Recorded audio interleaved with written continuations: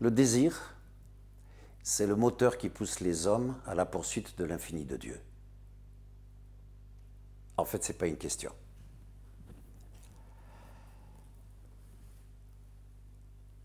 Bien sûr, il y a le désir tel que nous avons l'habitude d'en parler, le désir tel que nous avons l'habitude de l'aborder en tant que créature humaine, j'ai presque envie de dire en tant que créature psychologique. Le désir provoque des tas d'émotions, le désir provoque des tas d'agitation mentale, je vais y revenir, mais le désir, il est partout. Le désir, il est dans ce jardin-là, il y a un printemps qui s'annonce, des feuilles qui commencent à pousser, le désir est là. Il y a un homme qui m'a dit, il y a quelque temps, oui, mais les fleurs qui poussent, les feuilles qui commencent à pousser, le printemps qui apparaît dans le jardin, les pâquerettes qui commencent à blanchir, à fleurir le gazon, ça c'est la vie. Mais non, on ne peut pas faire de distinction entre la vie et le désir. En tout cas, pas comme ça. La vie et le désir sont intriqués, très très intimement. Il n'y a pas de vie sans désir. Le désir, c'est le moteur de la vie. Un jour, j'avais dit, le désir, c'est le tapis volant de l'amour. L'amour, il est partout. L'amour n'a pas d'intention, l'amour n'est pas un sentiment. Comme je l'ai déjà dit, comme je le redirai probablement souvent.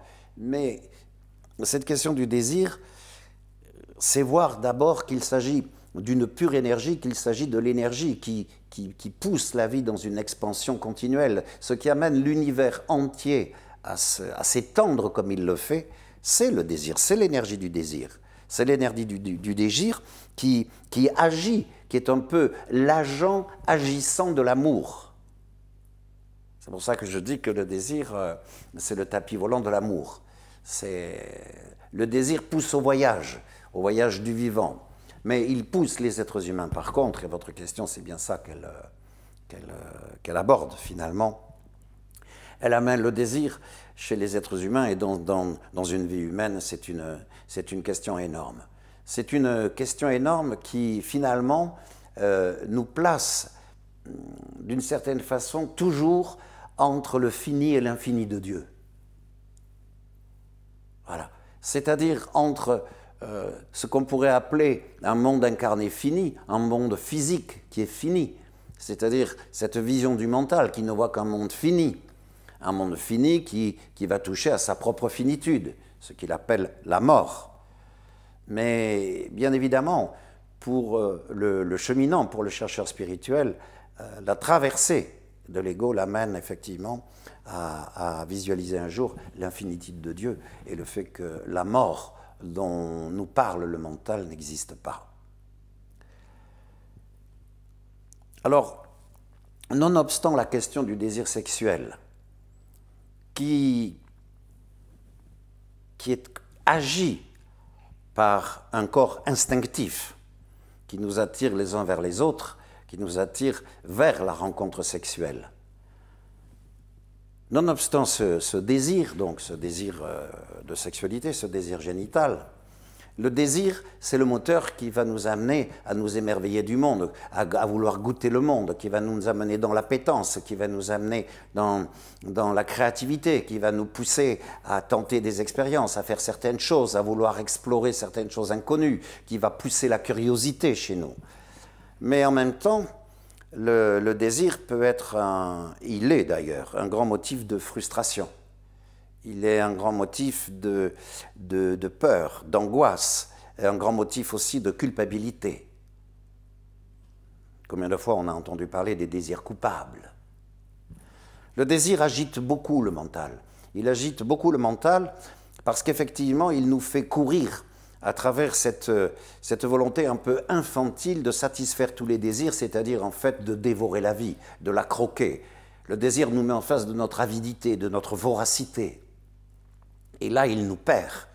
Il nous perd dans l'ombre d'un mental et d'un ego qui va nous mettre dans le sentiment d'impuissance, à ne pas pouvoir réaliser un désir, dans le sentiment de frustration, dans la jalousie de voir l'autre réaliser quelque chose que l'on veut et se sentir totalement incapable de le réaliser soi-même. Le désir, finalement, c'est une expérience très double. C'est-à-dire que le désir peut être pour un être humain, pour une créature humaine, un chemin qui va l'amener à courir après une jouissance qui n'aura plus de limite, qu'il ne pourra jamais vraiment satisfaire. La jouissance nous conduit tout droit à l'insatisfaction. L'insatisfaction alimente le sentiment d'impuissance. Et ce sentiment d'impuissance, il est profondément morbide. Donc le désir peut nous conduire sur un chemin qui est purement et simplement autodestructeur. Mais le désir peut nous conduire aussi à aller à la rencontre de l'émerveillement, à la rencontre de l'amour lui-même, dans le sens où essayer de réaliser un désir nous amène dans une expérience psychologique extrêmement riche, tout en nuances émotionnelles, qui nous demande de nous dépasser, qui nous demande d'aiguiser notre inventivité, notre créativité, qui vient toucher à l'imagination. Et effectivement, la réalisation d'un désir peut procurer énormément de plaisir. Le plaisir, ce n'est pas la jouissance. Et le plaisir réalisé, l'ouverture au plaisir réalisé, la sensation de ce plaisir goûté au plaisir, peut nous conduire à la gratitude. La gratitude peut nous conduire à la compassion, et la compassion à la miséricorde. Mais il s'agit là d'un désir qui est abordé d'une manière tout à fait adulte, qui est abordé en tant qu'expérience universelle et spirituelle. La spiritualité est universelle. L'universalité caractérise la spiritualité. Mais ce que je veux dire, c'est que, en fait, le désir touche à tout ce qui vit, à tout ce qui est à vivre, à tout ce qui a vécu. Il est une explosion permanente de la vie qui veut s'aimer elle-même. Le désir crée le mouvement. Il crée un mouvement continuel, mais dans l'univers tout entier. L'univers tout entier est une émotion désirante. Il crée donc un mouvement permanent de la vie qui s'épouse, qui s'épouse, qui s'épouse, qui s'épouse, sous l'impulsion de l'amour. Pour un être humain qui s'ouvre à la spiritualité, qui s'ouvre à sa dimension spirituelle, le désir peut permettre la découverte, le goût, la saveur de ce qu'est réellement l'amour, voire même goûter à la présence de ce qui alimente sans cesse l'amour.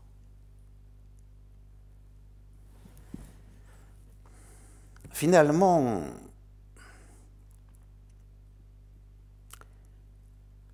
il y a une expérience du désir que j'ai été amené à vivre petit à petit. Ça ne s'est pas fait en un jour, ça ne s'est pas fait en une seule fois, mais que j'ai été amené à vivre petit à petit dans mon cheminement spirituel.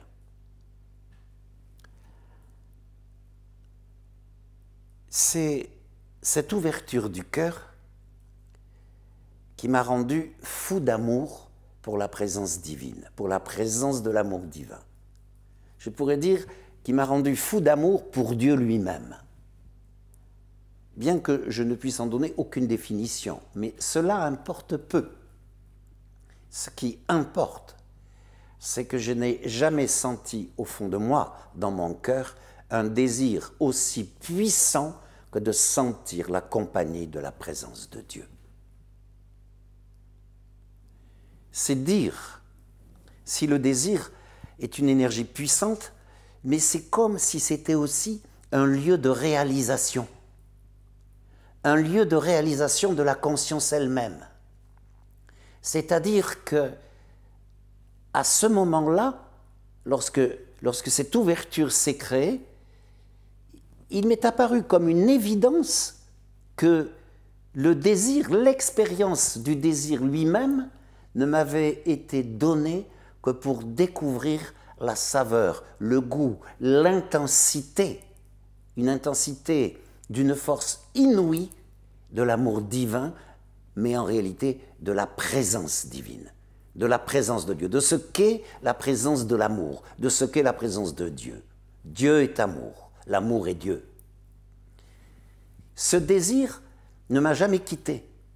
C'est pour cela que lorsque je vais faire mes méditations le matin ou le soir, ou que j'ai la possibilité dans la journée de prendre un petit moment, j'appelle ça le rendez-vous amoureux. Parce que j'en ai un désir profond. Parce que c'est comme si mon désir tout à coup s'était orienté vers sa véritable destinée.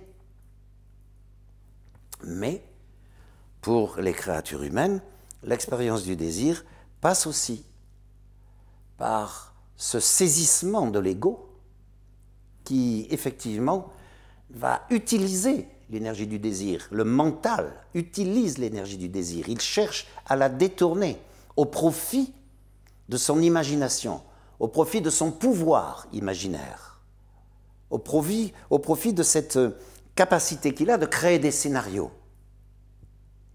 Et effectivement, le mental, l'ego s'empare du désir, et le désir alors devient une torture. C'est en ce sens que l'on peut dire qu'il y a une expérience psychologique du désir qui peut être un véritable désastre, mais en tout cas, qui est une école redoutable, qui est un enseignement royal, j'ai envie de dire. C'est un enseignement royal dans le sens où l'expérience du désir permet à l'homme de dépasser son avidité, sa voracité, son avarice, son appétence infantile, pour se rendre compte qu'en réalité, l'énergie du désir est bien autre chose. Et que cette expérience du désir lui a été donnée pour qu'il en vive bien autre chose, ce que je vous ai dit tout à l'heure quand je vous ai parlé du rendez-vous amoureux. Mais il n'empêche que dans le plan psychologique, le désir est une énergie qui peut devenir pour un être humain, pour une créature humaine, une véritable torture. C'est assez frappant de voir que la créature désirante, aujourd'hui, dans le monde dans lequel nous sommes, ne gère absolument pas son désir. Et la première chose que l'on constate dans ce comportement déplorable du désir, dans cette gestion déplorable du désir, c'est à quel point cela nous rend infantiles ou nous maintient, je dirais, dans une position très très infantile. La société d'hyperconsommation n'est pas autre chose que le produit d'un désir qui n'a pas été contrôlé, d'une voracité sans limite qui n'a absolument pas été ni contrôlée ni réellement abordée dans une question de, par exemple, de prendre conscience, vous voyez, de quelque chose. Non, il n'y a pas de prise de conscience. Cette société d'hyperconsommation, c'est un véritable désastre qui fait de nous des goinfres. Voilà, c'est-à-dire des enfants goinfres. Voilà, c'est-à-dire le désir peut nous amener à des comportements et à des situations absolument catastrophiques. C'est en ce sens que je parlais d'une dimension mortifère dans le désir non géré, qui peut conduire l'humanité tout entière à une véritable catastrophe. Je ne crois pas du tout que ce soit ce qu'il va se passer, entre guillemets. Et je ne vais pas me lancer dans des prédictions catastrophistes, entre guillemets, je mets le mot puisqu'il n'existe pas, nous venons de l'inventer, je dirais, et en rajouter à cette volonté, effectivement, d'enfermer les êtres humains dans la psychose de la peur. Donc il n'est pas question de ça. Mais nous avons, avec le désir, une expérience, une école, une épreuve, une initiation à vivre qui est absolument fondamentale. J'insiste, je finis juste là-dessus, je ne veux pas être trop long, mais cette perception de l'énergie du désir, qui est une énergie universelle, qui pousse les planètes à se constituer, les galaxies à exploser, la vie entière, je dirais, à se dilater sans cesse, c'est vraiment une notion, quand elle m'est apparue, c'est une sensation très très profonde. C'était une vision intérieure, je pourrais dire, qui m'a amené effectivement à une considération du désir qui aille au-delà de la psychologie. Ça ne suffit pas. En tout cas, moi, ça ne m'a pas suffi. Et puis, j'ai bien vu que toute l'énergie de vie qui est en moi, elle est poussée par le moteur du désir, qui est un moteur d'une puissance colossale. Ça n'est pas qu'une question psychologique, d'accord? Voilà, je tiens vraiment à le préciser parce que ce serait une erreur de croire que l'expérience du désir est réservée à l'être humain. Non. Bien évidemment, nous avons, nous, en tant qu'êtres humains, à vivre la question du désir, l'expérience du désir en conscience. Voilà. Ça, c'est ce que nous avons à faire. Si nous ne faisons pas ça, alors nous retournons dans des choses très infantiles, très morbides, comme je le disais tout à l'heure, très destructrices finalement, qui nous font passer complètement à côté de cette expérience du désir qui n'est pas autre chose. C'est pour ça que je disais, le désir, c'est le tapis volant de l'amour. Finalement, cette expérience du désir, ce n'est pas autre chose que de s'ouvrir totalement et de goûter et de sentir se déverser dans notre corps l'infinité de Dieu. C'est vraiment l'expérience de l'infinitude divine.